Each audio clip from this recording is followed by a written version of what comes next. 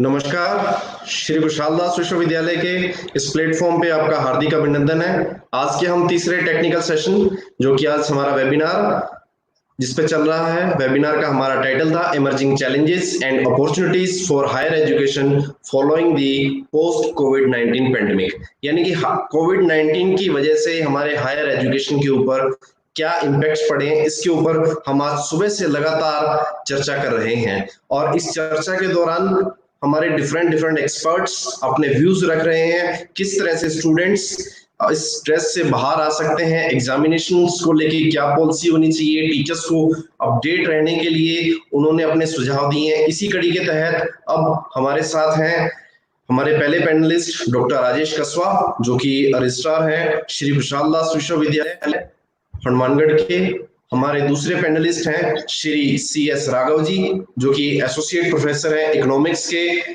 NMPG college Hanumangarh से ही। तीसरे हमारे पैनलिस्ट हैं डॉक्टर विशाल छाबड़ा, आप प्रिंसिपल हैं औरवंश गर्ल्स स्कूल श्री गंगानगर से। चौथे पैनलिस्ट हैं हमारे doctor Sumesh Sharma, chief editor हैं आप हिंदुस्तान वॉइस.com के। और हमारे पांचवें अंतिम पैनलिस्ट हैं डॉक्टर राजेंद्र कुमार डोडी, जो कि प्रिंसिपल हैं BEd कॉलेज के पल्लू में। आप सभी का हार्दिक अभिनंदन है श्री विशाल दास विश्वविद्यालय के इस प्लेटफॉर्म पे। अब मैं ओपनिंग रिमार्क के लिए हमारे रजिस्ट्रार सर डॉक्टर राजेश कसवा जी से गुजारिश करूंगा कि आप इस वेबिनार सीरीज जो श्री विशाल दास विश्वविद्यालय के द्वारा शुरू गई है, इसका बेसिक आइडिया उसके बारे में बताएं और इसका क्या इंपॉर्टेंस है, ताकि हम अपनी बात को आगे बढ़ा सकें। Doctor Rajesh Kaswa. Thank you doctor Kovid ji. सबसे पहले आज के हमारे जितने भी पैनलिस्ट हैं उन सभी का मैं हार्दिक अभिनंदन करता हूं, स्वागत करता हूं कि आज आपने हमारे लिए समय निकाला।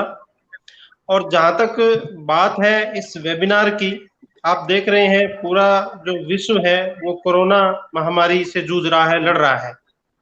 उसी के दौरान हम देख रहे हैं कि पूरा जो सिस्टम है वो ठप हो चुका है। आज सिर्फ हमारे पास ये वैकल्पिक व्यवस्था है, वो सिर्फ इंटरनेट के माध्यम से है। आज हम एक दूसरे को जुड़ के इस पर चर्चा कर रहे हैं, लेकिन कहीं ना कहीं जो सबसे ज्यादा एरिया प्रभावित हुआ है, शिक्षक होने के नाते जो शिक्षा का क्षेत्र है वो काफी प्रभावित हुआ है। आज हम देख रहे हैं मार्च 20 के आसपास से सभी लोग, सभी बच्चे, सभी विद्यार्थी घर पर बैठे हुए हैं। उनको चिंता खाई जा रही है कि उनके एग्जाम कब होंगे, कैसे होंगे, क्या होगा। इसी पर मंथन जारी है।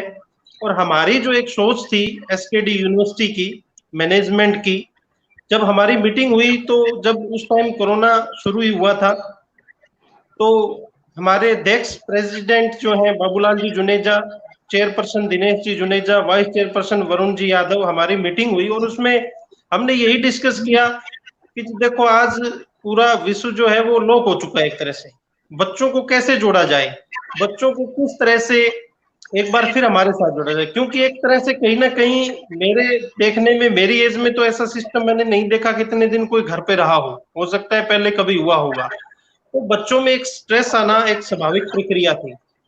तो हमने एक शख्सियत के नाम से प्रोग्राम शुरू किया और उसके अंदर ये था कि कॉलेज बंद है, नॉलेज नहीं। और हमारा वो जो प्रोग्राम है वो काफी सक्सेसफुल रहा। लोग हमसे जुड़े, बच्चे हमसे जुड़े और एक नई चीज सामने निकल कर आई कि कम से कम हम घर में बैठकर स्ट्रेस या इस तरह के मानसिक दबाव में ना आए, बल्कि उसकी बजाय हम इस कोरोना से लड़ें, घर में बैठकर इससे लड़ें। उसका तरीका यही था और हमने इसको शुरुआत की, तो आज उसके रिजल्ट भी अच्छे हैं।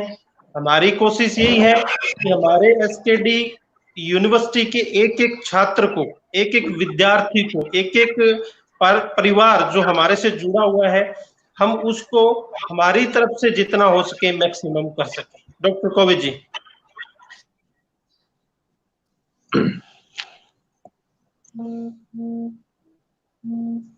शायद कोविद जी से कनेक्ट नहीं हो पा रहे हैं। तो मेरा यही मानना है कि हम सब मिलकर के इस कोरोना वैश्विक महामारी से लड़ें। और मैं स्टूडेंट से ये कहना चाहूंगा कि उन्हें घबराने की जरूरत नहीं है, उन्हें कोई चिंता करने की जरूरत नहीं है। उनकी परीक्षाएं उनका न्यू एडमिशन सब होगा, कोई ज्यादा लेट हम नहीं हुए हैं। अगर हम देखें तो 1-1.5 महीना हम लेट हुए हैं, उसको हम कवर कर लेंगे। हमें बस बच्चों का सहयोग चाहिए, परिवार के जो जन हैं उनका सहयोग चाहिए। ये जो समस्या है, इससे हम विश्व की तुलना में अगर हम देखें तो हमारे यहाँ पर काफी हद तक जो मृत्यु दर है वो बहुत कम है। हमारे लोगों में एक सहन शक्ति है, जज्बा है, जिससे हम लगातार लड़ रहे हैं। कोवे जी।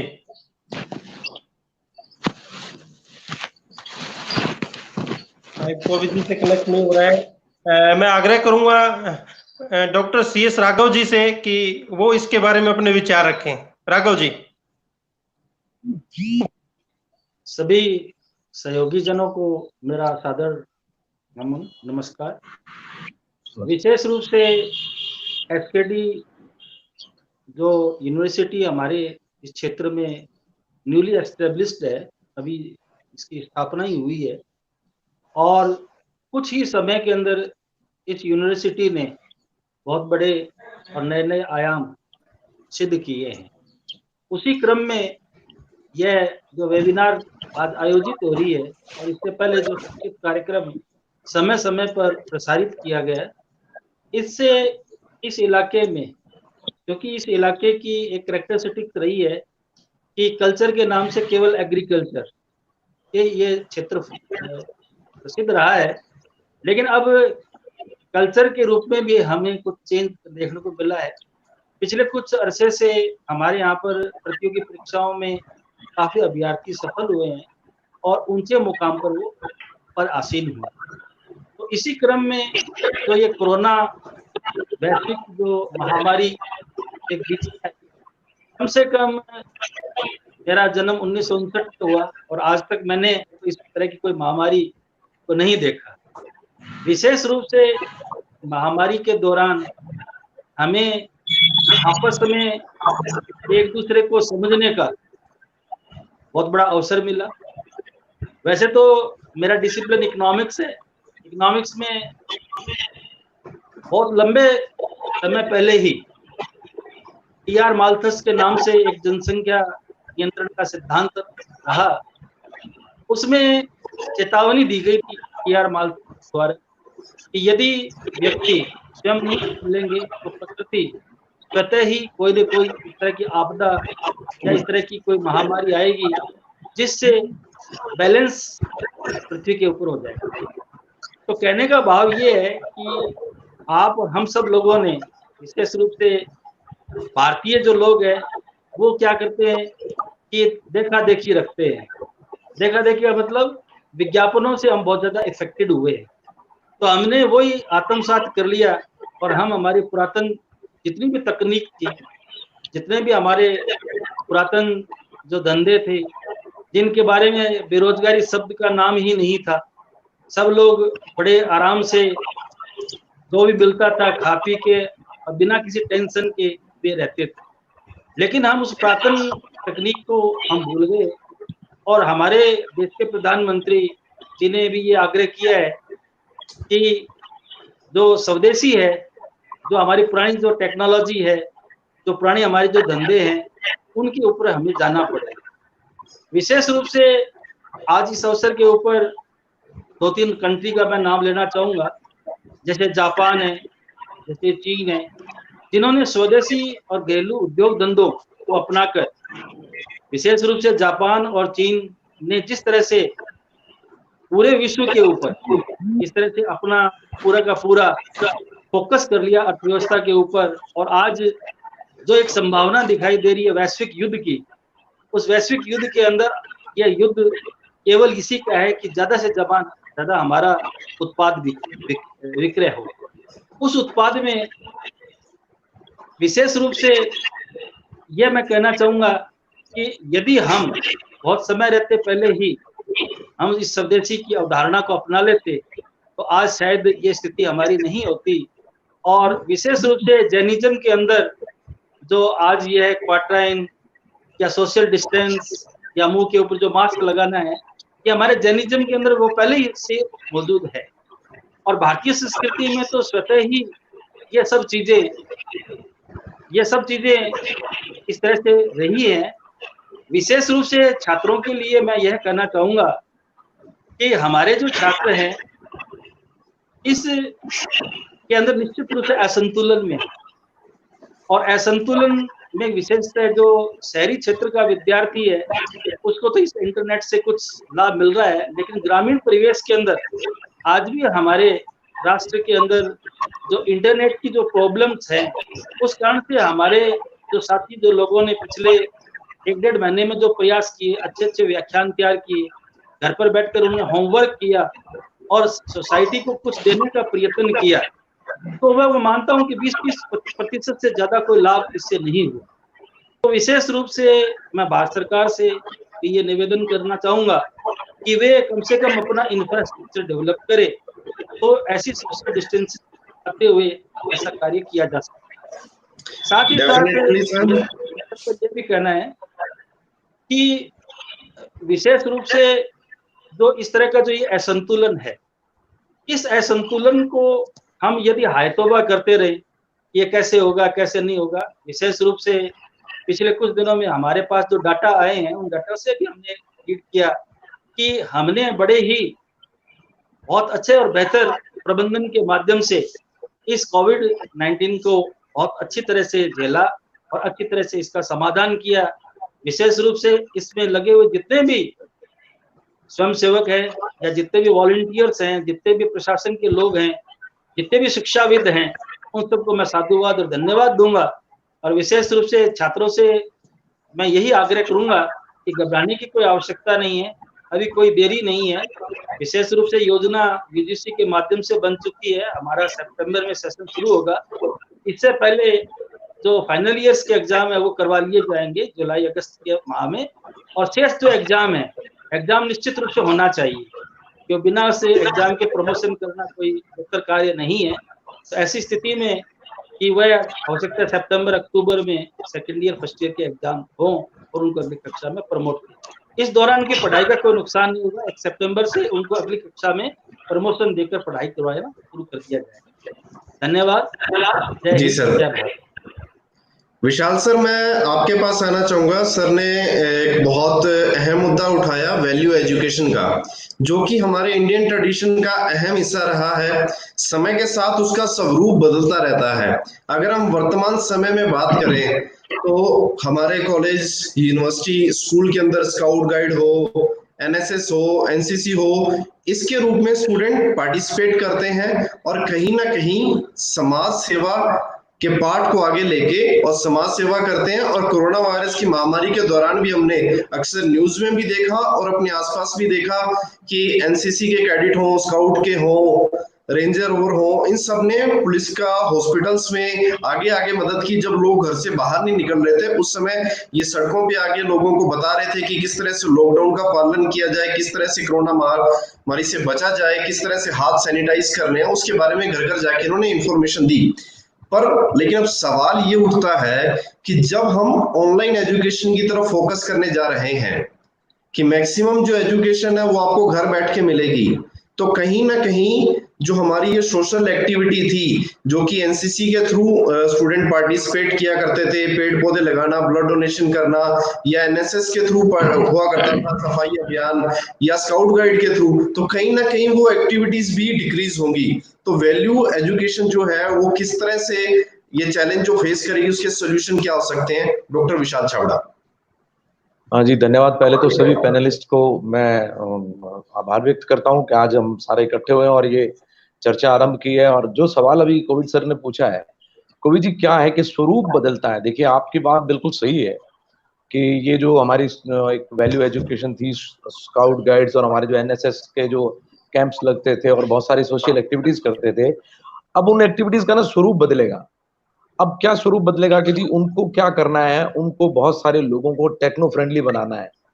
हमारे और जो अन्य स्टूडेंट्स हैं जो इस प्रकार की सुविधाओं का इस्तेमाल ऑनलाइन एजुकेशन को नहीं ले पा रहे हैं, उनसे उनको जोड़ने का काम अब स्काउट गाइड लोग करेंगे। ऐसे नहीं कि उनकी एक्टिविटी बंद हो गई है, बल्कि ऑनलाइन से क्लासेस से उन बच्चों को उनके एनरोलमेंट को बढ़ाने के लिए, उनको जोड़ने के लिए और एजुकेशन के ट्रांसफॉर्मेशन के लिए जो उसका जो स्वरूप बदल रहा है, उसमें वो लोग एक मददगार कड़ी के रूप में काम करेंगे। रही बात जहां तक मैं आपको बताऊं रक्तदान शिविर की या आपके जो हमारे वृक्षारोपण के कार्यक्रम थे, वो कार्यक्रम है, उनको सामाजिक दूरी बनाए हुए उनको भी किया जा सकता है, वो किए जा सकते हैं, बशर्ते हम एक मंच पर, जो आज हमारा जो तकनीकी मंच जिसकी हम बात कर रहे हैं, देखिए इसको हमें स्वीकार करना पड़ेगा और इसके बिना किसी भी प्रकार के विकास की अब परिकल्पना जो है ना वो अधूरी है आज के समय।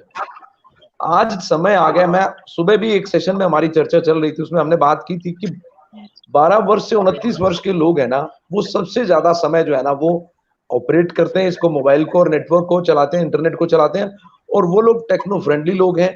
हमारी एजुकेशन उन तक बहुत इजीली पहुंचाई जा सकती है। देखिए क्या एक ट्रांजिशन जरूर आया है, एक संक्रमण का काल जरूर है, और ये बहुत तेजी से, क्योंकि टेक्नोलॉजी है ना तो बदलेगा भी तेजी से, बहुत तेजी से इसमें बदलाव आएगा, लोग बड़ी जल्दी यूज टू हो जाएंगे। पिछले 3 महीने में चमत्कारिक रूप से लोगों ने इंटरनेट का इस्तेमाल किया है, एप्लीकेशंस आई हैं और बहुत जबरदस्त लोगों ने उसका उपयोग किया है, और एसकेडी की ये जो मुहिम है, ये इसका एक अनूठा उदाहरण है, अनुपम उदाहरण है। आप देखिए कितने विद्यार्थियों तक इसका लाभ पहुंच रहा है। जी सर। शख्सियत के माध्यम से कम से कम इतने लोगों को हम लोगों ने सुना है, उनसे प्रेरणा ली है, उनसे सीखा है, इसको आप कहां भुला सकते हैं। अन्यथा एक बात बताइए, अगर ये मंच नहीं होता, ये प्लेटफॉर्म नहीं होता, तो शायद ही इतने समय निकाल करके कोई मिल पाता। दूसरी बात, संसाधनों का प्रयोग बदला है। अब क्या था जी, जैसे पहले एक विद्यार्थी गांव से कॉलेज तक आता था, वो अपनी बस करता था, कोई ट्रेवल के लिए उनके लिए ऑटो चलते थे, व्यवस्थाएं होती थी, उसका एक व्यय होता था, या वो कहीं ना कहीं उसी संस्थान में जहां महाविद्यालय विश्वविद्यालय है वहां कमरे लेते थे, वहां रहते थे, या हॉस्टलों में रहते थे, वहां के उनके अलग खर्चे थे। अब वो बचेंगे साहब, अब वो अपने इंटरनेट पे और इन पर लगा सकते हैं। एक सवाल जो यहाँ पर आपने अभी पूछा है, जो सोशल एक्टिविटीज है ना, जैसे अभी बढ़ी हैं, सामाजिक जागरूकता के काम अभी भी हमारे एनएसएस को, हमारे स्काउट्स को, हमारे गाइड्स को, एनसीसी को करने होंगे, और अब ये चुनौतीपूर्ण कार्य हैं, लेकिन वो इतने सक्षम है। और हमारी शिक्षा, जो हमारे जो गुरुजन है, मैं बताऊं एक्चुअली ये पूरा रोल रहेगा गुरुजनों का, जो हमारे शिक्षक वर्ग है। देखिए जब भी कभी, इवन हम रामायण को पढ़ते हैं, भगवान राम को कभी चुनौती आई या कभी उनके सामने समस्या आई, तो वो अपने गुरुजी के पास गए कि गुरुजी इसका क्या समाधान हो सकता है। तो गुरुजी आज भी इतनी बड़ी चुनौती है, गुरुओं का, शिक्षकों का दायित्व है ये। हम अगर मोटिवेटेड रहेंगे, हम अगर एनर्जेटिक रहेंगे और हम कहेंगे नहीं ये कुछ भी नहीं है, इससे निकला जा सकता है, और हम अगर स्किलफुल रहेंगे, रिसोर्सफुल रहेंगे, तो ये कुछ भी नहीं है, हम इजीली इससे निकलेंगे, काम करेंगे। हमारे स्काउट गाइड, हमारी और भी जो वैकल्पिक एक्टिविटीज थी वो सब होंगी। आपको बताऊं सर, ऑनलाइन डांसिंग शो हो रहे हैं, ऑनलाइन सिंगिंग शो हो रहे हैं, अब हम उसके यूज टू हो जाएंगे थोड़े दिनों में। आज की जो परिचर्चा आपने, आप कल्पना करिए कितने कितने डिस्टेंस में है सब लोग, लेकिन एक साथ चल रही है। तो जी सर। ये बहुत बड़ा गैप नहीं आने वाला इसमें डॉक्टर साहब, समय बिल्कुल। लग सकता है। जी सर। अब मैं आपकी बात को सुमेश सर के पास लेके जाना चाहूंगा। सुमेश सर, आपने सुना विशाल सर पूरी उम्मीद के साथ में कायम है कि ऑनलाइन एजुकेशन जो है कहीं ना कहीं वो हमारे लिए बेनिफिशियल है, और आने वाला जो टाइम, जो कोरोना वायरस के पहले का जो टाइम था और उसके बाद का जो टाइम है, डेफिनेटली वो चेंज हो चुका है और उसी के साथ हमें जीना भी है।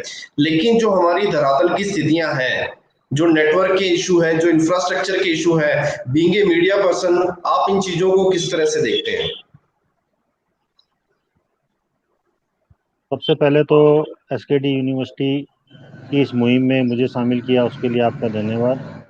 बाकी मेरे साथी जो अभी ऑनलाइन है मेरे साथ में, उन सबका भी स्वागत, अभिनंदन। मैं बात करना चाहूँगा डॉक्टर विशाल सर की। इन्होंने जो बात बोली वो बिल्कुल सही है कि हमें इसी के साथ जीना है और इसी के अनुसार अपने आप को ढालना है। हमें इसके अपने जीवन में उतार के आगे बढ़ना है। अगर हम ऑनलाइन की बात करें, अभी सर ने बताया ऑनलाइन क्लासेज हो रही है, ऑनलाइन शोज हो रहे हैं। मैं इवेंट फील्ड से हूँ, जैसे आपको पता हो तो लगभग 15 साल से मैं बड़े बड़े इवेंट्स करा चुका हूँ। मैंने अब क्या चेंज किया है कि मैं इवेंट्स, ऑनलाइन इवेंट्स में आ गया हूँ, खुद की बात बता रहा हूँ। अब मैं ऑनलाइन इवेंट्स में आ गया हूँ, तो लगभग 2 या 3 इवेंट ऑनलाइन के मैं करवा भी चुका हूँ। यही नहीं, आपको शायद नहीं पता होगा, वुशु गेम का ऑनलाइन के अंदर स्टेट लेवल स्टेट लेवल का अभी कुछ टाइम पहले ही हुआ है। यदि आपको ध्यान हो तो आप पता भी कर सकते हैं इसके बारे में। और ऑनलाइन क्लासेस चल रही है, सब चीज़ें चल रही है। और हम जो बात कर रहे हैं इंफ्रास्ट्रक्चर की, तो इंफ्रास्ट्रक्चर जैसे अब ये सबको मालूम है कि आगे का जो सोर्स है वो मोबाइल और इंटरनेट का ही है। तो सरकार भी ये कोशिश कर रही है कि ग्रामीण एरिया को अच्छे ढंग से इसमें जोड़ा जाए, ताकि वहाँ पे भी सब लोग ऑनलाइन होके अपनी क्लासेस अटेंड कर सकें। यदि हम देखें, अभी स्कूलों की बात करें, सभी ने ऑनलाइन क्लासेज लगाई है, लेकिन मीडिया पर्सन होने के नाते बहुत से इशू थे, ग्रामीण वाले एरिया के बहुत इशू थे। नेटवर्क नहीं आता, सबके पास में लैपटॉप नहीं है, अच्छा मोबाइल नहीं है। बच्चों को पढ़ने के लिए पेरेंट्स भेज देते हैं, बड़े बड़े स्कूलों में भेज देते हैं, लेकिन उनके घरों में वो इंफ्रास्ट्रक्चर नहीं है। तो ये धीरे धीरे करके डेवलप भी होगा और होने भी लग गया होगा, क्योंकि ऑनलाइन बिल्कुल। क्लासेस लगभग सभी स्कूलों ने कराई है और इसका रिजल्ट भी अच्छा रहा है। ऐसा नहीं है कि अपने कहें कि इसका रिजल्ट अच्छा नहीं रहा, इसका रिजल्ट भी अच्छा रहा है कि वो 2-3 घंटे बच्चे के अंदर खुद के अंदर ये होता है कि भाई मैंने पढ़ना है। अगर हम बात करें ऑनलाइन की, तो आपको सबसे बड़ा उदाहरण बायूज, आपको पता है ऐप है, इसके थ्रू कब से वो करवा रहे हैं और बच्चे उसी ढंग से 4 घंटे बैठ के अपनी क्लास लगा रहे हैं और कंटिन्यू अपनी स्टडी कर रहे हैं। मेरा ये मानना है कि जितना अगर हम कह रहे हैं कि इसके अंदर कोरोना के कारण जॉब में कमी आई है, साथ में ही अपॉर्चुनिटी भी बहुत बड़ी है।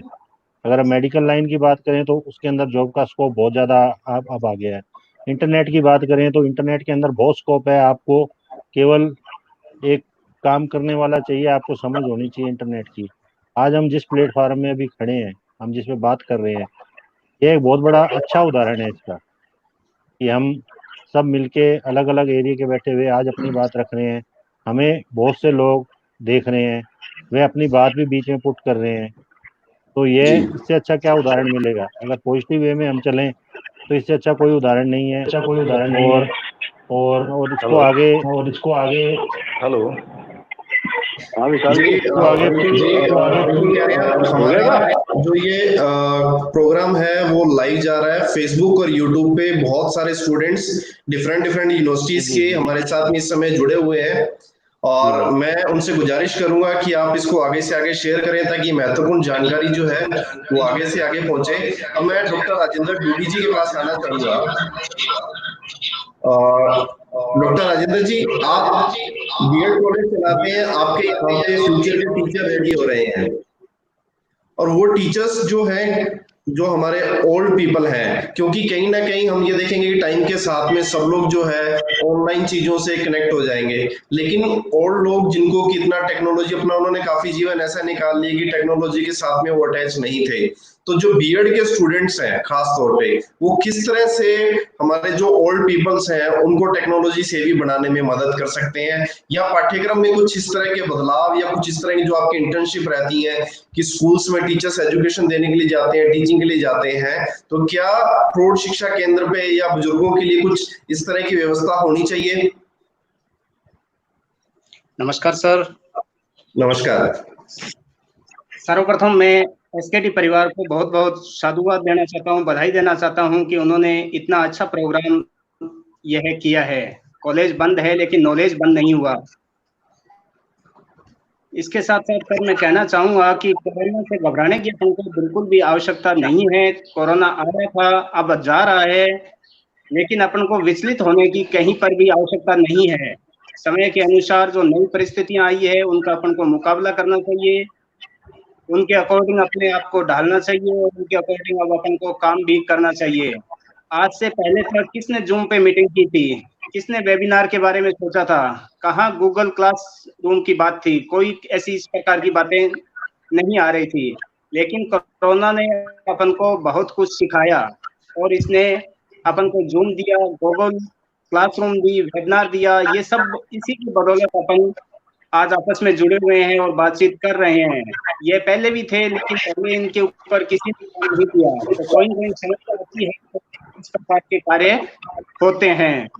इसी प्रकार से यूजीसी ने अब कर दिया है कि 25% कोर्स है वो ऑनलाइन होना चाहिए। तो यह भी एक अच्छा विकल्प है, स्टूडेंट वगैरह क्लासरूम में जाएंगे तो क्लासरूम से अर्जित करना कि 25% वो ऑनलाइन भी अर्जित कर सकते हैं। लेकिन आपको अपन को घबराने की कहीं पर भी आवश्यकता नहीं है, बैक फुट पर आने की आवश्यकता नहीं है। समय के साथ अपन को सचेत होना पड़ेगा और आगे बढ़ना पड़ेगा।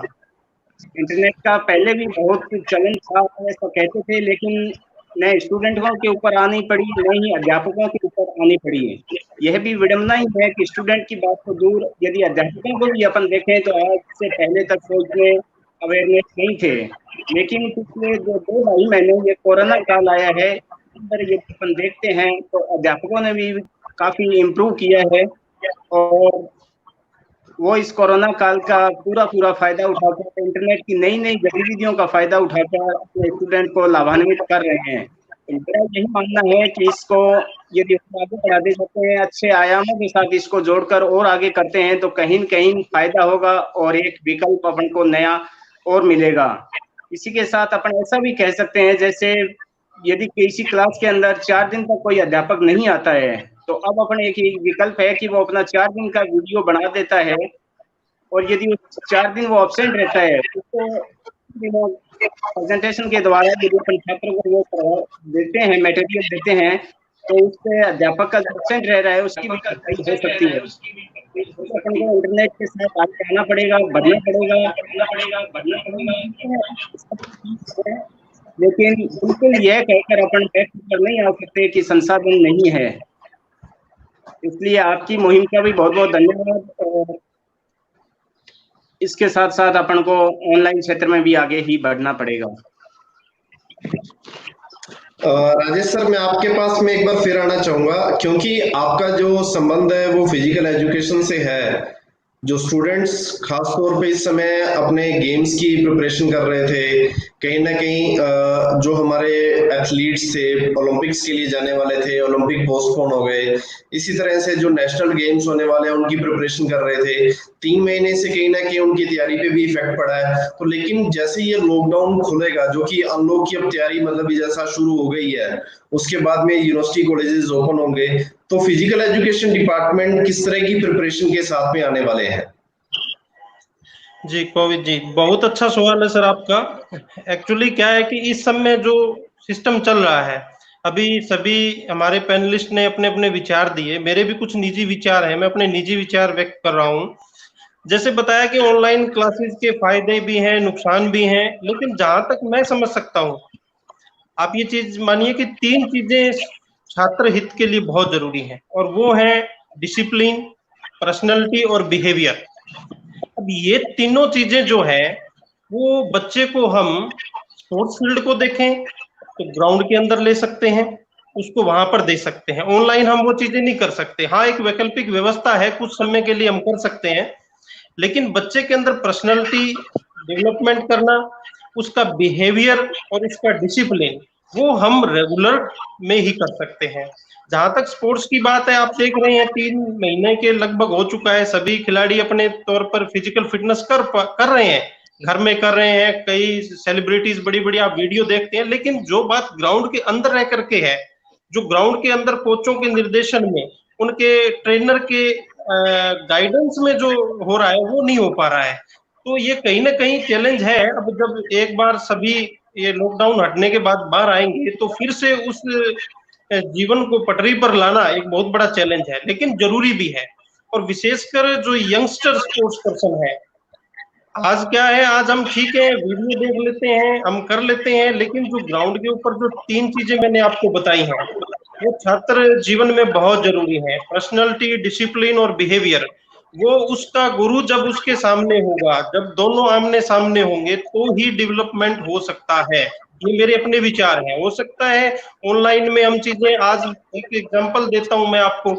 अब हम ऑनलाइन बैठे हुए हैं, हम अपने विचार व्यक्त कर रहे हैं, तो स्टूडेंट सुन रहे होंगे, घर पे सुन रहे हैं, सभी बैठे हैं, लेकिन जो बैठने का तरीका, जो क्लास में पढ़ने का तरीका, वो चीजें वहां पर नहीं हो पा रही है। तो हमारे जीवन में ये चीज बहुत जरूरी है। हमें अपने उस ऑनलाइन तो वैकल्पिक व्यवस्था है ही, उसको तो मेंटेन रखना ही पड़ेगा, चैलेंज है, लेकिन उसके साथ साथ हमें उसी व्यवस्था में लौटना पड़ेगा, संघर्ष करना पड़ेगा और हमें सबको मिलकर के, छात्रों से मैं विशेषकर कहना चाहूंगा, पेरेंट्स भी सुन रहे होंगे कि अब वो समय आ गया है, अब वो समय आ गया है कि हमें आत्मनिर्भर होना होगा। इस कोरोना को एक बीमारी मानकर, जैसे पहले और भी आई हैं, प्लेग आई है, चेचक, पता नहीं कितनी बीमारियां आई हैं, तो हमें प्रिकॉशंस के साथ अपने दैनिक जीवन में आना पड़ेगा और उसी में हमारा जरूरी है। राघव जी हैं, अर्थशास्त्री हैं, बच्चों को पढ़ाते हैं, क्योंकि अर्थव्यवस्था की पटरी वो चलनी भी बहुत जरूरी है। आज जो इंस्टीट्यूट हैं वो, उनको आर्थिक पैकेज की जरूरत है, गवर्नमेंट को सोचना चाहिए। गवर्नमेंट जैसे दे रही है, मेरा तो एक निवेदन है, यहाँ पर सभी पैनलिस्ट बैठे हैं, जो प्राइवेट संस्थाएं हैं उनकी तरफ भी गवर्नमेंट को सोचना चाहिए, वो भी हमारा ही हिस्सा है। तो इन तरह की जो जितनी भी चीजें हैं उन सब को देख करके हमें चलना होगा। और रही बात स्पोर्ट्स की, तो स्पोर्ट्स में आपने देखा होगा टोक्यो में ओलंपिक होना था, कितना बड़ा मेगा इवेंट था और वो नहीं हो पाया, तो निराशा जरूर है। खिलाड़ियों में बहुत मेहनत की हुई थी खिलाड़ियों की, वो जो है 3 महीना लॉकडाउन की वजह से डाउन आ गया, डाउनफॉल आ गया, अब उसको दोबारा से उसी पटरी पर लेकर आना है। तो मेरा ये मानना है कि हमें अब जो है, अब जो समय ये है कि हमें आत्मनिर्भर बनना होगा। हमारे एक चीज मैं बता देना चाहता हूँ कि यूनिवर्सिटी लेवल पर जो स्टूडेंट्स आते हैं उनकी एज एक ऐसी है कि वो उस समय बहुत ही चंचल अवस्था में नहीं होते हैं, छोटे बच्चे होते हैं, उनकी ध्यान ज्यादा रखनी पड़ती है। तो यूनिवर्सिटी में जो बच्चा आता है वो इवन 16-17 साल का हो जाता है, वो बड़ा समझदार हो जाता है। तो आज हम देख रहे हैं टीवी पे, न्यूज़पेपर में, और गवर्नमेंट अपने स्तर पर बहुत प्रयास कर रही है। और मैं तो सलाम करता हूँ इस देश के डॉक्टर, नर्स, पुलिस, सेना और बेचारे सफाई कर्मचारी, तो दिन रात हमारी सेवा में लगे हुए हैं।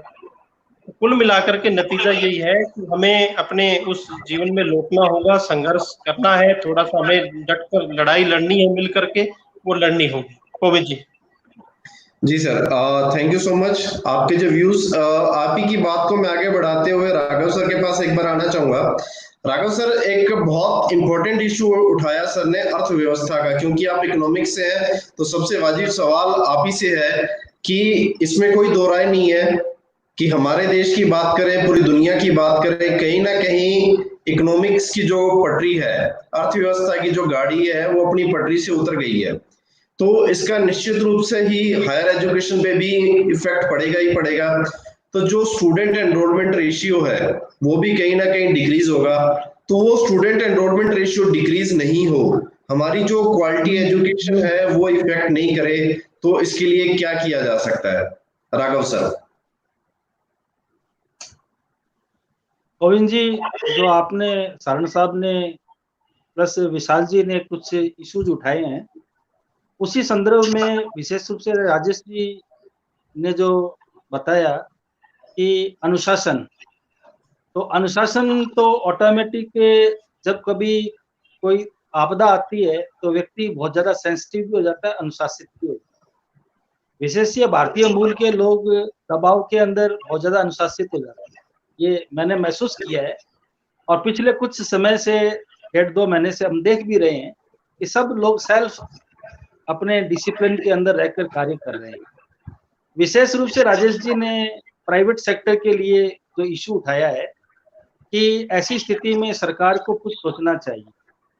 निश्चित रूप से इतना बड़ा जो पैकेज जारी किया गया, क्यों नहीं प्राइवेट इंस्टीट्यूशन को भी कुछ अंशदान फीस के निमित्त या एनरोलमेंट के निमित्त, जो विद्यार्थी ऑलरेडी इनरोल्ड हो चुके हैं, उनके लिए कुछ न कुछ पैकेज जारी किया जाना चाहिए। ये मेरा गवर्नमेंट से भी निवेदन रहेगा। प्लस अन्य जो फाइनेंस मिनिस्टर अपने सीतारमन जी है, उनसे भी आग्रह रहेगा कि आप इस तरह के प्राइवेट इंस्टीट्यूशन, जो सरकारी इंस्टीट्यूशन के साथ साथ कंधे से कंधा मिलाकर इतनी बड़ी बिरादरी को शिक्षित करने का जिम्मा और गुणवत्तापूर्ण शिक्षा देने का कार्य कर रही हैं, तो निश्चित रूप से इनको पैकेज दिया जाना चाहिए। लेकिन ये पैकेज कोई परमानेंट सॉल्यूशन नहीं है। परमानेंट सॉल्यूशन के लिए हमें निश्चित रूप से वो पुरातन जो टेक्निक की बात मैं करूंगा उसमें अब विद्यार्थी को भी, यूनिवर्सिटीज की अपने क्षेत्र में बिल्कुल नया एस्टेब्लिशमेंट है, तो मैं तो सारण साहब को, कोविद जी को एवं प्रबंधन से भी ये निवेदन करूंगा कि क्यों नहीं कि इस शिक्षा के साथ साथ कोई हम इस प्रकार का एंटरप्रेन्योर प्रोग्राम भी 1 घंटे के क्लास सप्ताह में 1 दिन या 2 दिन इस तरह की कोई टेक्निकल एजुकेशन बच्चे को दी जाए, ताकि सरकार को तो क्या करना चाहिए कि पैकेज जारी करना चाहिए, रॉ मटेरियल आदि उपलब्ध करना चाहिए, और फिर सरकार को गारंटी लेनी चाहिए कि यूनिवर्सिटीज जो उत्पाद तैयार करेंगी उसको हम खरीदेंगे। अब देखिएगा पिछले दिनों में मास्क की बात आई, घर घर के अंदर हमने मास्क बना दिए, देखिए कितना बड़ा काम हो गया।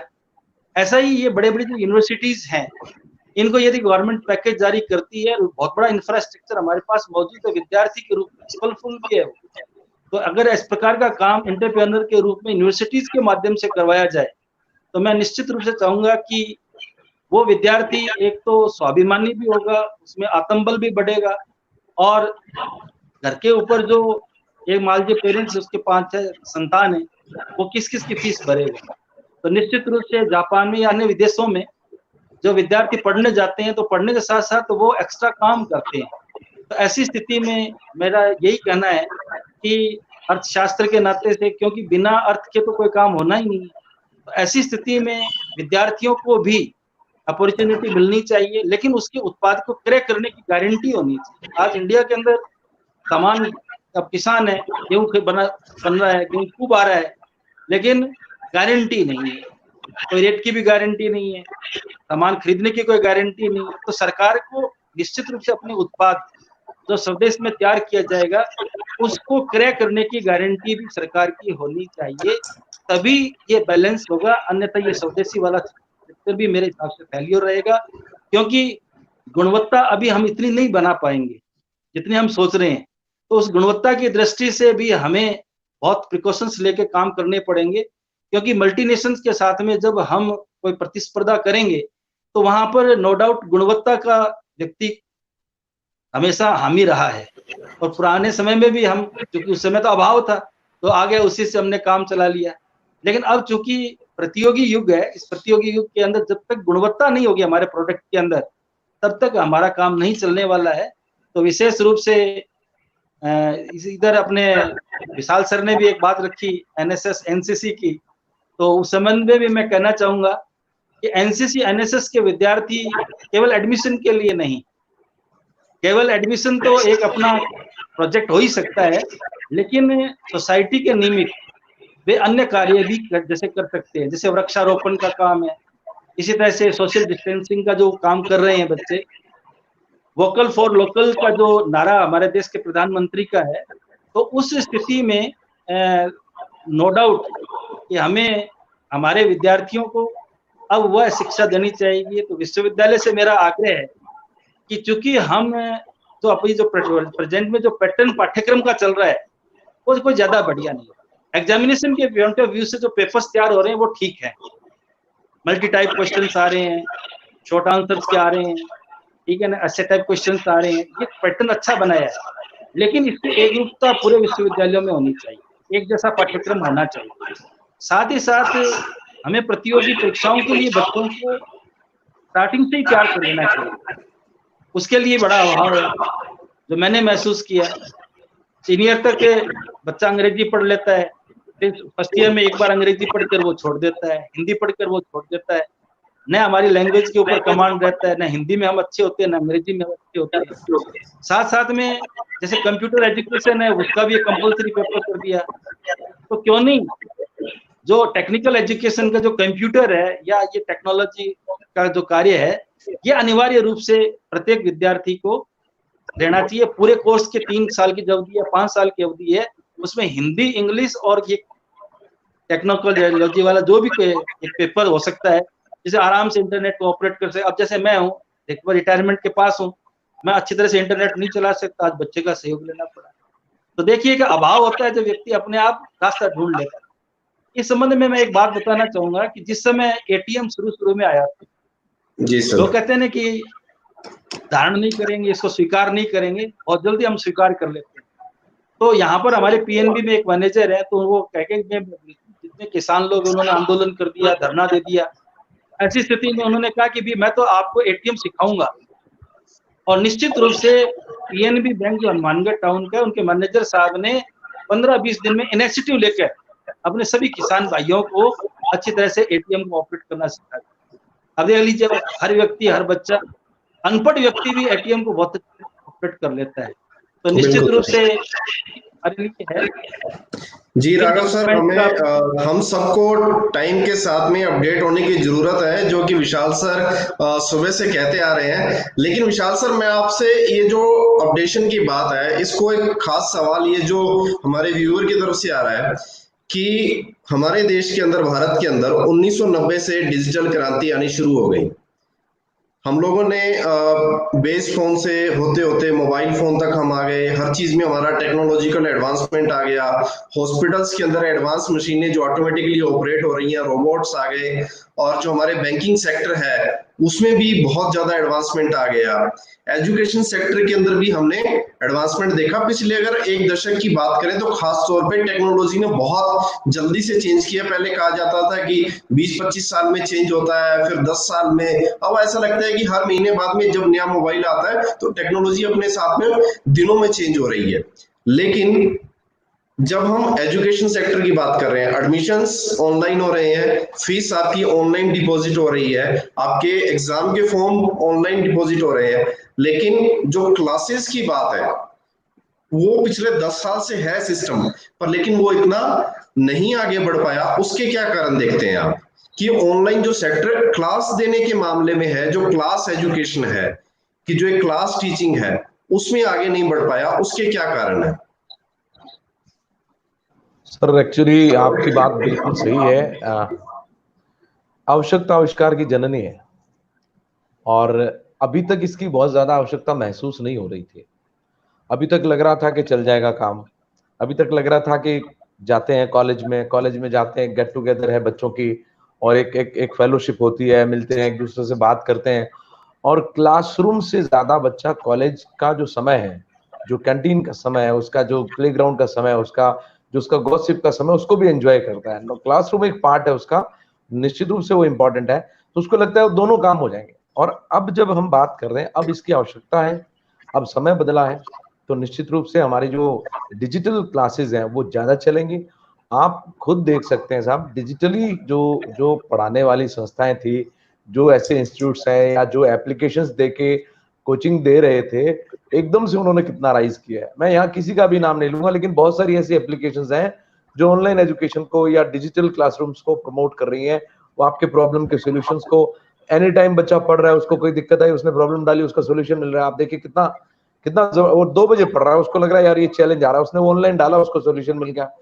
तो ये चीजें अब यूज होंगी, ज्यादा हो तो रही थी लेकिन अब ज्यादा होंगी। और रही बात दूसरी, अभी अपन बात कर रहे थे, क्या होता है जी, कोई भी, जैसे अभी सर ने बताया कि बैंक के एटीएम्स को सबने यूज किया, संक्रमण की अवस्था जरूर है। अब हम कहें ट्रांजिशन का फेज है थोड़ा सा, टेक्नोलॉजी का युग है ना, तो ये भी जल्दी चेंज होगा, जल्दी बदलेगा। हम बहुत जल्दी स्विच कर जाएंगे सारी चीजों में। और रही बात, अब ना ऐसा नहीं होगा कि कॉलेजेस खत्म हो जाएंगे जी, यूनिवर्सिटीज में बच्चा आएगा ही नहीं जी, ऐसा नहीं है। अब यूनिवर्सिटी में बच्चे आएंगे, प्लेग्राउंड के टाइम है तो प्लेग्राउंड के टाइम आएंगे, जब उनका गेम्स का टाइम है उस समय वो बच्चे नहीं आएंगे जिनके प्रैक्टिकल्स हो चुके हैं। आप देखिए शिफ्ट होगी। अब जिनको पढ़ना है, किसी से लेक्चर लेना है, कोई स्पेशल काउंसलिंग करनी है, वो रात को आएंगे। 24/7 सोशल डिस्टेंसिंग मेंटेन करते हुए चीजें चलेंगी। आपकी रिक्वायरमेंट के हिसाब से सिस्टम बदलेगा। और मैं आपको बताऊं सर, आप सभी बुद्धिजीवी लोग बैठे हैं और सुनने वाले भी लोग सुन रहे हैं, इतना चेंज जो आता है ना, आपको बताऊं, हम कल्पना नहीं कर पाते। कई बार 4 महीने पहले तो हमें इसकी भी कल्पना नहीं थी कि ऐसा कुछ आने वाला है। 4-6 महीने हम कल्पना नहीं कर पा रहे थे। पीछे जाकर के देखते हैं और आने वाले 4-6 महीने बाद क्या नए चेंजेस आएंगे सर। कभी ये नाम हमने फेसबुक, व्हाट्सएप सुने थोड़ी थे, आज हमारे जीवन का हिस्सा है। आज हम कोई भी काम करते हैं, घर में कोई त्योहार मनाते हैं तो फेसबुक पे पहले अपडेट करते हैं। अपना स्टेटस, मूड खराब है तो लोग लगा देते हैं मूड ऑफ, स्टेटस पे लगाते हैं। तो ये चीजें बहुत जल्दी, और हम सौभाग्यशाली लोग हैं कि हम युवाओं से जुड़े हैं और युवा टेक्नो फ्रेंडली है। जो युवा है, वो यूथ जो है वो टेक्नो सेवी, वो बहुत जल्दी स्विच करता है और आपको पता भी नहीं लगेगा कि कैसे हमारी एजुकेशन जो है ना वो मॉडर्न हो जाएगी, एकदम से चेंज हो जाएगी। और बढ़िया बात यह है साहब कि एक डायग्राम बनाया, जो सुबह बात चल रही थी क्लासरूम में, बॉटनी पढ़ा रहे हैं, एक डायग्राम बनाने में 10 मिनट लगे, वो अगर आपके लैपटॉप में बना हुआ है तो आप जब जब क्लास लेंगे वो डायग्राम आप बच्चे को दिखा सकते हैं बहुत इजीली, वो आप अपनी स्क्रीन शेयर कर सकते हैं। और एक बार टीचर का किया हुआ काम है ना, बार बार काम आएगा। बच्चों के बहुत जबरदस्त लाइब्रेरीज डिजिटल हो जाएंगी सर, कल्पना करिए, अभी हो भी रही हैं, बहुत हद तक हो गई हैं। आप कल्पना बिल्कुल। करें कितने बड़े बड़े हमारे व्यय होते थे लाइब्रेरीज पे, और वहां बच्चा नहीं जा पाते, लेडीज ऑफ टाइम नहीं जा पाती है। गर्ल्स से जुड़ा हूं मैं, मुझे लग रहा है उनके लिए तो वरदान है साहब ये, कि उनको घर बैठे करना है, उनको आना ही नहीं है और अपने काम के साथ साथ करना है। और मैं आपको बताऊं, नए रास्ते निकलते हैं, नए रोजगार, अभी जैसे आप कह रहे हो ना जी सर, इतने रोजगार आएंगे आपको बताऊं कि कल्पना नहीं कर सकेंगे हम। हॉस्पिटलों में जिस तरह से मशीन आएगी, उन मशीनों को बनाने वाले तो इंसान ही होंगे साहब। अब जो हमारी जो क्लासरूम रहेगी, वो क्लासरूम हमारी एक्सटेंडेड रहेगी। तो एक लेक्चरर प्रैक्टिकल करा रहा है तो एक क्लासरूम में टीचिंग दे रहा है, एक उनकी डाउट्स क्लियर कर रहा है। तो अब एक टीचर सारे काम नहीं करेगा, अलग अलग टाइम पर अलग अलग अपॉइंटमेंट्स भी होने चाहिए, तो इस तरीके से एक स्पेशलाइजेशन भी होगा। और मैं आपको बताऊं ये चैलेंज लेकर, अच्छा एक और चीज बताऊं, हम सभी शिक्षक हैं, अगर हमारा फोकस चैलेंजेस पर है ना तो सॉल्यूशन नहीं मिलेगा। अगर हमारा फोकस सॉल्यूशन पर है तो मिल जाएगा, नो डाउट। हमें चैलेंज को, उसकी चैलेंज को समझना पड़ेगा, उसकी इंटेंसिटी समझनी पड़ेगी, उसकी ग्रेविटी समझनी पड़ेगी, उसके साथ मैच्योरिटी से डील करना पड़ेगा, पर सॉल्यूशन पर फोकस रखना पड़ेगा और सॉल्यूशन मिलेगा। कोई बहुत बड़ा इश्यू नहीं है और हम निकल चुके हैं। मैं आपको बताऊं, हम लोग निकल चुके हैं इस संकट से। अब ये जो बात हमारे इकोनॉमिक चैलेंजेस की आ रही है, या इकोनॉमिक एक जो हम कहें ना, थोड़ा सा कुछ समय के लिए चौक हो गया था, देखिए नए रास्ते निकलेंगे साहब। आपको बताऊं, वेलनेस इंडस्ट्री डेवलप हो जाएगी, जबरदस्त उद्भव होगा वेलनेस इंडस्ट्री का। हेल्थ इंश्योरेंस के अंदर इतना काम होगा और हमारी यूनिवर्सिटीज में नए नए कोर्सेज आएंगे। बच्चा 6 महीने का कोर्स करेगा साथ साथ में पढ़ाई के, और साथ साथ में वो बीमा बेचेगा, स्वास्थ्य बीमा। और ये ऐसी असंख्य संभावनाएं है, तो कोई कोई कमी नहीं रहने वाली मेरे हिसाब से, जहां तक मैं सोचता हूँ। ये मेरा व्यक्तिगत विचार है। डॉक्टर विशाल, आपके जो उम्मीद है उसकी दाद देनी पड़ेगी, और मैं उम्मीद करता हूँ कि जितने भी स्टूडेंट्स हैं वो डेफिनेटली मोटिवेट हो रहे होंगे आपकी बात से। अब मैं सुमेश जी के पास एक बार फिर से आना चाहूंगा। सुमेश जी, जो एम्प्लॉयमेंट को लेके चैलेंजेस हैं, खासतौर पे जो एक डिजिटल एजुकेशन को सब लोग कह रहे हैं कि होनी चाहिए, लेकिन ये डिजिटल एजुकेशन पेड भी होती जा रही है कि अगर आपको क्वालिटी एजुकेशन चाहिए तो उसके साथ साथ आपको ह्यूज अमाउंट ऑफ मनी भी पे करना पड़ता है। तो इस तरह का जो इकोनॉमिक चैलेंज है, ये धरातल से, क्योंकि आप मीडिया से जुड़े हुए हैं, तो क्या इसके लिए रिकमेंडेशंस अपनी देंगे कि गवर्नमेंट को अपनी पॉलिसी में क्या चेंज करना चाहिए? जी सर। जी। सबसे पहले, जब सब कुछ ही डिजिटल होने जा रहा है, तो आपने देखा होगा हर जगह पे, हर इंस्टीट्यूट बड़े बड़े अपनी लैब बना रहा है, डिजिटल लैब बना रहे हैं। इवन जो क्लासरूम रेगुलर चलते थे, उनकी जगह पे डिजिटल एजुकेशन करवा रहे हैं। अगर लोकल लेवल की भी बात करें हम, तो लोकल लेवल पे भी जितने भी इंस्टीट्यूट है, वो सारे के सारे अब डिजिटल होते जा रहे हैं। साथ में ही वो कोशिश कर रहे हैं कि हम ज़्यादा से ज़्यादा स्टूडेंट्स तक अपनी बात रख सकें। जहाँ हजारों बच्चे एक क्लासरूम में पढ़ते थे, वो उसकी जगह डिजिटल क्लासेस चला रहे हैं। लेकिन डिजिटल क्लासेस के लिए, मैंने पहले भी एक जब बात अभी बोली थी, इंफ्रास्ट्रक्चर चाहिए हर आदमी के लिए। यानी हर बच्चे को आपने अपने घर में अगर 6 बच्चे हैं तो हम 6 फोन थोड़ी उनको दे सकते हैं। उनको मेंटेन करने के लिए अपने पास में इतना खर्चा कहाँ से आप कर पाएगा? एक नॉर्मल आदमी इतना कुछ नहीं कर सकता। सरकार कोशिश कर रही है, आपने भी देखा होगा कि टीवी के अंदर भी टीवी की एजुकेशन स्टार्ट करने की, कि उसमें एपिसोड के जैसे क्लासेस चलेगी। तो हर चीज़ को वो भी समझ रहे हैं और उसी हिसाब से आगे चल रहे हैं। जब मैं अपनी बात से थोड़ा हटते हुए बात करना चाहूँगा एक बार, जैसे पहले भी बात की थी हमने आर्थिक सहयोग की, मीडिया से जुड़ा हुआ हूँ तो मैं उसी बारे में एक छोटी सी बात कहना चाहूँगा। इस टाइम मीडिया को सबसे ज़्यादा आर्थिक सहयोग की आवश्यकता है, क्योंकि पहले से ही प्रिंट मीडिया जो था वो अपने वजूद के लिए लड़ाई लड़ रहा है, क्योंकि डिजिटल होने के बाद प्रिंट की तरफ लोगों का ध्यान बिल्कुल ना के बराबर है। और सबसे ज़्यादा कम जो ध्यान है वो है यूथ का। और यूथ का ध्यान नहीं होने के कारण प्रिंट वैसे ही बहुत डाउन चल रहा था।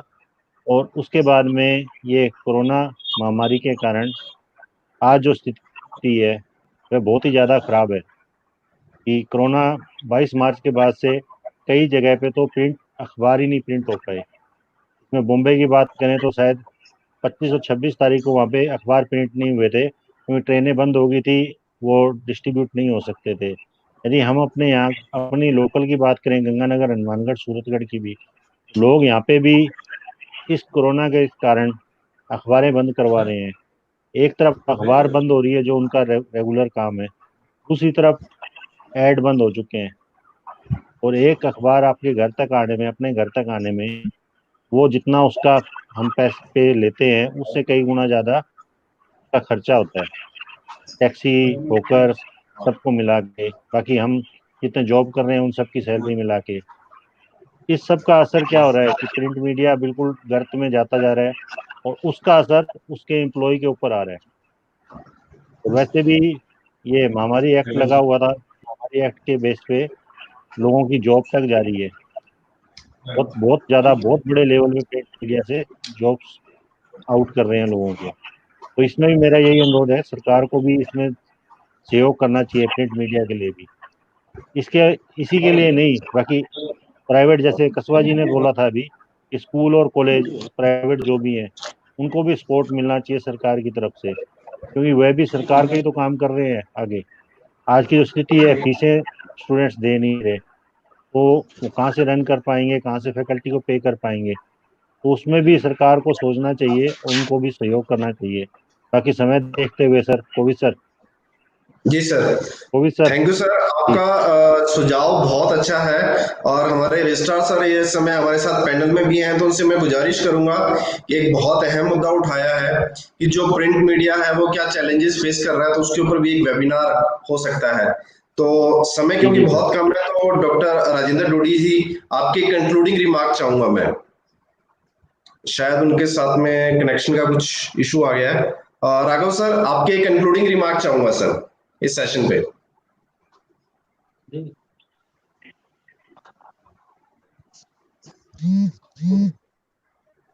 हाँ कोविड सर। जी सर, आपके कंक्लूडिंग रिमार्क्स, आप इस सेशन को लेके अपनी कंक्लूजन में क्या कहना चाहेंगे सर? सबसे पहले तो मैं एसकेडी प्रशासन और प्रबंधन को साधुवाद और धन्यवाद दूंगा कि आपने इस 1.5-2 महीने के जो समय रहा, जो बहुत क्रूशियल पीरियड था सभी के लिए, उसमें आपने बहुत सहज भाव से इस कार्य को और हमारे को काफी लोगों से मिलवाया और कई ज्ञानवर्धक हमारे को जानकारियां प्राप्त। विशेष रूप से प्रिंट मीडिया की बात अभी चली कि भी प्रिंट मीडिया का भी काम नहीं चला। निश्चित रूप से अभी जो हमारे पैनलिस्ट हैं उन्होंने बताया, एक हॉकर है बेचारा अखबार लेके आता है, कितना खर्चा पड़ता है, लोगों ने अखबार करना बंद कर दिया। फिर विज्ञापन आया कि भी इससे किसी प्रकार का कोई वायरस आगे नहीं फैलता है। तो निश्चित रूप से मैं मेरे मोहल्ले की बात कहूँ कि मेरे 1-2 अड़ोस पड़ोस में अखबार आए और बाकी सब ने अखबार को बंद कर दिया।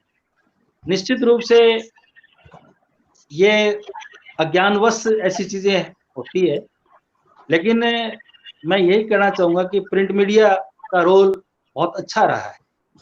विशेष रूप से कुछ प्रिंट मीडिया से मेरे को शिकायत भी है। शिकायत क्या कि बिना तथ्य की प्रामाणिकता के हम उस चीज को आगे बढ़ा देते हैं। विशेष रूप से व्हाट्सएप के ऊपर मैसेज, विशेष रूप से फेसबुक के ऊपर इस प्रकार की जानकारियां भी आई। जैसे एक उदाहरण दूंगा मैं कि जंक्शन के अंदर एक पॉजिटिव पाया गया, समय का अभाव है, ये डेफिनेटली हम लोग जब प्रिंट मीडिया पे वेबिनार लेके आएंगे डेफिनेटली आपको भी इनवाइट करेंगे। तो निश्चित रूप से का अभाव है, मैं डॉक्टर विशाल से कंक्लूडिंग रिमार्क लेना चाहूंगा सर। तो प्रिंट मीडिया में विशेषकर जो प्रधान संपादक है उनसे मेरा निवेदन है, चीफ एडिटर महोदय हमारे साथ जुड़े हुए हैं, कि आप जब भी कोई पाइप में से चीज निकले तो वह पाइप में से एकदम 100% सत्य और प्रामाणिकता के साथ निकले तो शायद मीडिया के ऊपर और ज्यादा अधिक फोकस होगा। समय समय पर प्रशासन को समय समय व्यवस्थाओं को सचेत करने में प्रिंट मीडिया का बहुत बड़ा योगदान है। मैं इनको साधुवाद और धन्यवाद दूंगा कि आप समय समय पर इस प्रकार के आयोजन जैसे एसकेडी माध्यम से भी किया जा रहा है, आप भी अपने स्टूडियो में इस प्रकार के आयोजन प्रबुद्ध लोगों को बुलाकर इस प्रकार की जानकारियां समाज को दें, शायद बहुत हित होगा। विशाल सर, मैं आपके कंक्लूडिंग रिमार्क चाहूंगा सर, प्लीज जल्दी से। बस मेरी बात जो है ना, मैं वो कंक्लूड करता हूँ। दो हरफी बात कहूंगा साहब, कि निश्चित रूप से चुनौती बड़ी, इसमें कोई दो राय नहीं था, और इस चुनौती से हमारे हौसलों से, हमारे विजन से, हमारे विवेक से हम निकल सकते हैं। और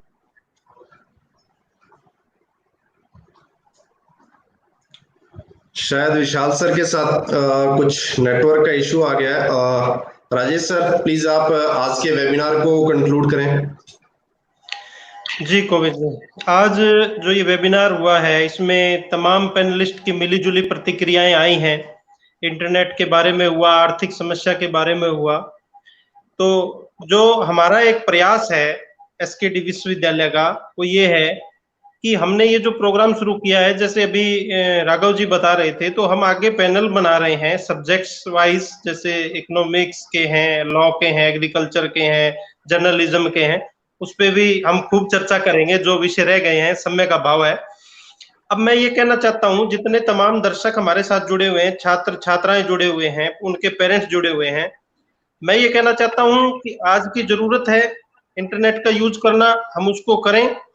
और साथ में जो भी परीक्षाओं से संबंधित कोई बातचीत है, पेरेंट्स हैं, वो क्वेरी है हमारा, उस पर भी पूछ सकते हैं, और घबराने की जरूरत नहीं है, सब कुछ सामान्य होगा। हमारा प्रयास जो है वो जारी रहेगा। और आज जो तमाम पैनलिस्ट हमारे साथ जुड़े, जिन्होंने अपना कीमती समय एसकेडी फैमिली को दिया, उनका मैं बहुत बहुत धन्यवाद करता हूं। बहुत बहुत हार्दिक अभिनंदन सर आपका। आपने हमारे साथ जुड़े, हमारे साथ कुछ ऐसे साझे आपने चीजें साझा की जिससे हमारे बच्चों में एक सर्वांगीण विकास की जो गति है वो और बढ़ेगी। और मेरा कुल मिलाकर के जो निष्कर्ष है इस वेबिनार पे यही है कि हम इसी तरह जुड़े रहें, बच्चों को प्रेरित करते रहें, और जितने भी बच्चे हैं वो लॉकडाउन का, सरकार के नियमों का, निर्देशों का पालन करें। और मैं साथ ये बता देना चाहता हूँ कि 4 जून को सुबह 11 बजे एक वेबिनार हो रहा है स्पोर्ट्स के ऊपर। 4 जून भूलिएगा मत, मेरा फील्ड है।